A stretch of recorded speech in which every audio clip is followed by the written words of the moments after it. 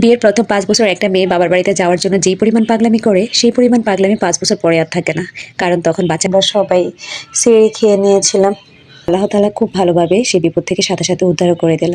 হয়তো কিছুক্ষণের জন্য অনেক বেশি হতাশ হয়ে গিয়েছিলাম। বাবার বাড়িতে গিয়েছিলাম অনেকদিন পর। বিয়ের প্রথম ৫ বছর একটা মেয়ে বাবার বাড়িতে যাওয়ার জন্য যেই পরিমাণ পাগলামি করে, সেই পরিমাণ পাগলামি ৫ বছর পরে আর থাকে না।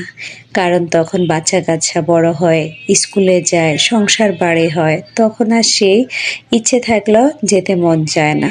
সংসারের কোনো এক টানে মেয়েটাকে পড়েই থাকতে হয়। এভাবেই মেয়েদের জীবন একটা সময় শেষ হয়ে যায়।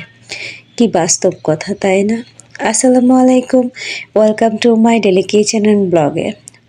আজকে আমি আপনাদের সাথে খুব ছোট্ট একটি ব্লগ শেয়ার করব, কারণ আমি গতকালকে ১৫ রোজা মানে বাবার বাড়িতে গিয়েছিলাম ইফতারি করার জন্য।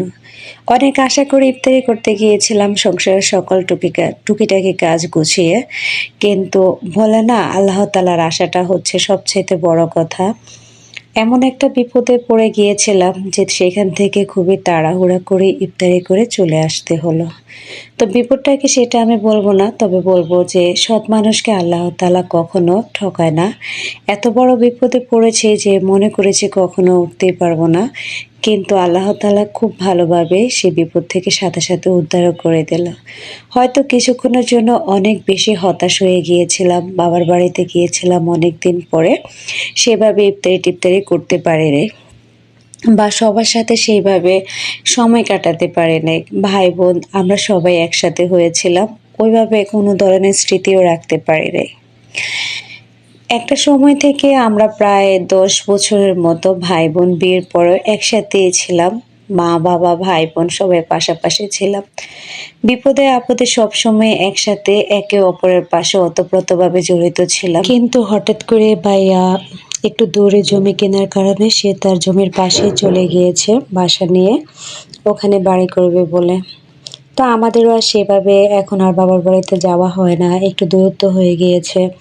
সবসময় ব্যস্ততার কারণে যেতেও পারি না। যেতে মন চাইলেও দেখা যায় যে কাজের কারণে যেতে পারি না, বা বাচ্চাদের স্কুল খোলা থাকে। সব কিছু মিলিয়ে সময় করে উঠতে পারি না। তো যেহেতু রোজার মাস চেয়েছি একটা দিন আমরা সবাই মিলে ইফতারি করি, যেমন ভাইয়া ভাবি মা সবাই অনেক বেশি খুশি, আমরাও অনেক খুশি, অনেক উৎসাহ নিয়ে চলে গেলাম অনেক কষ্ট করে ইফতারি করার জন্য একসাথে। আমার ভাইও তার নিজের ব্যবসা ফেলে চলে এসেছে বন্ধুদের সাথে শুধু ইফতারি করার জন্য। সব কিছু মিলিয়ে মনে হচ্ছিল যে খুব আনন্দময় একটা মুহূর্ত কাটাবো, কিন্তু ভাইয়াদের বাসায় যাওয়ার সাথে সাথে শুনে আমার বাসায় অনেক ধরনের একটা সমস্যা হয়ে গিয়েছে। আমি তো অনেক বেশি আপসেট হয়ে গিয়েছিলাম যে তখনই চলে আসবো। পরে দিয়ে আমাদের লোক পাঠিয়ে দেখা গেল যে না, সব কিছু ঠিক আছে, কোনো সমস্যাই হয়নি।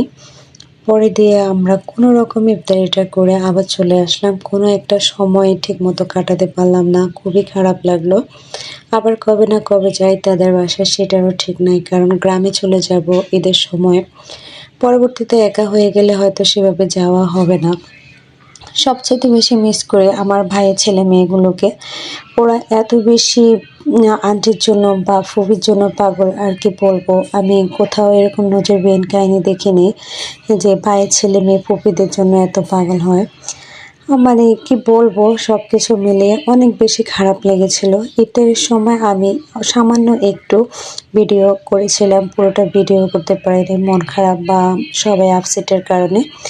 পরে বাসায় আসার সময় ভাবি আবার রান্নাবান্না করে দিয়েছে যে ভোর রাত্রে আর যেন রান্নাবান্না করতে না হয়, সেগুলো দিয়ে ভোর রাত্রে আমরা সবাই সিঁড়ি খেয়ে নিয়েছিলাম। তো মোটামুটি আল্লাহ তাআলার কাছে শুকরিয়া। সত্যি বলতে আল্লাহ তাআলা সৎ মানুষগুলোকে বিপদ দিলেও বিপদ থেকে আল্লাহ তাআলা নিজেই উদ্ধার করে।